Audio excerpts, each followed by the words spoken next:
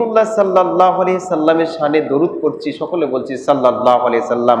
হযরতে আবু হুরায়রা রাদিয়াল্লাহু আনহু হতে বর্ণিত, তিনি বলেন রাসূলুল্লাহ সাল্লাল্লাহু আলাইহি সাল্লাম ইরশাদ করেছেন, যখন কোনো মুমিন মুমিনা, যখন কোনো বান্দা আল্লাহ রাসূল সাল্লাল্লাহু আলাইহি সাল্লামের উপরে দরুদ পড়ে, আল্লাহ তাআলার তরফ থেকে ওই ব্যক্তির জন্য একটা ফেরেশতা নিযুক্ত করা হয়।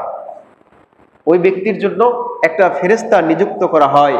এই যে পঠিত দরুদ, উম্মতে মুহাম্মাদির পঠিত দরুদ, আল্লাহ তাআলার বান্দার পঠিত দরুদ, মানে চোখের পলকের মাঝেই, চোখের পলকের মধ্যে, নিমিষের মধ্যেই এই দরুদ নিয়ে ওই ফেরেশতা রাসূলুল্লাহ সাল্লাল্লাহু আলাইহি সাল্লামের দরবারে হাজির হয়ে যায়। সুবহানাল্লাহ। হাজির হওয়ার পরে বলে যে অমুকের পুত্র অমুক আপনার উপরে দরুদ পড়েছে ইয়া রাসূলুল্লাহ।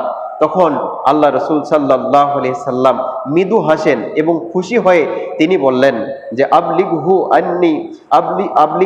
আন্নি আশরা, যে ওই ব্যক্তির উপরে আমার তরফ থেকে ওই ব্যক্তির উপরে 10টি রহমত এবং বরকত সালাম পৌঁছায় দাও। বলুন সুবহানাল্লাহ।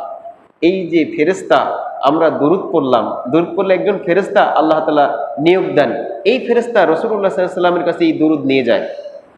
সেখান থেকে রাসূলুল্লাহ সাল্লাল্লাহু আলাইহি সাল্লামের তরফ থেকে দেওয়া আবারও সালাম দরুদ আমরা যারা পড়ছি, আমাদের এই সালামটা নিয়ে ওই ফেরেশতা চলে যায় আল্লাহ তাআলার দরবারে। সুবহানাল্লাহ। আল্লাহ তাআলার দরবারে গিয়ে বলে যে তোমার বান্দা তোমার হাবিবের উপরে দরুদ পড়েছে। আল্লাহ তাআলা তখন বলেন আবলিগহু আন্নি আশরা, যে আমার তরফ থেকে কি হয় 10টি রহমত তাই ওই বান্দার জন্য নিয়ে যাও। বলুন সুবহানাল্লাহ। তাহলে রাসূলুল্লাহ সাল্লাল্লাহু আলাইহি সাল্লামের শানে দরুদ পড়লে আমাদের এরকম ফজিলত। দরুদ পড়লাম, আল্লাহ রাসূল সাল্লাল্লাহু আলাইহি সাল্লামের সাথে আমাদের পরিচয় হয়ে গেল, আল্লাহ রাসূল সাল্লাল্লাহু আলাইহি সাল্লামের তরফ থেকে আমরা সালাম পেলাম। বলুন সুবহানাল্লাহ। যেমনি ভাবে দুনিয়ার বুকে আমরা বেঁচে আছি, একজন ব্যক্তিকে সালাম দিলাম আসসালামু আলাইকুম ওয়া রাহমাতুল্লাহ, ওই ব্যক্তিটা কি বলে ওয়ালাইকুম আসসালাম ওয়া রাহমাতুল্লাহি ওয়া বারাকাতুহু।